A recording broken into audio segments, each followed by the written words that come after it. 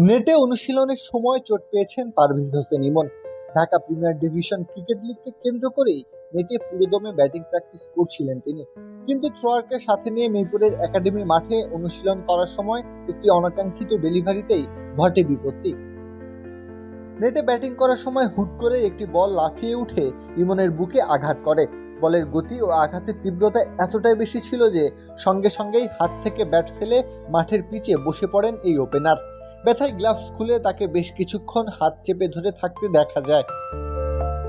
ইমন চোট পাওয়ার সঙ্গে সঙ্গেই অনুশীলনে থাকা দলের ট্রেনার ও বাকি সাপোর্ট স্টাফরা দ্রুত তার দিকে ছুটে যান। মাঠের ভেতরেই প্রাথমিক পর্যবেক্ষণ শেষে তাকে পানি ও প্রয়োজনীয় শুশ্রূষা দেওয়া হয়। কিছুটা সময় পর ব্যথার তীব্রতা কমলে তিনি নিজেই উঠে দাঁড়ান এবং মাঠ ছাড়েন। প্রাথমিকভাবে চোটের জায়গায় বরফ দেওয়া হয়েছে, তবে এই ইনজুরি কতটা গুরুতর এবং এর জন্য তাকে কতদিন মাঠের বাইরে থাকতে হতে পারে তা এখনও নিশ্চিতভাবে জানা যায়নি।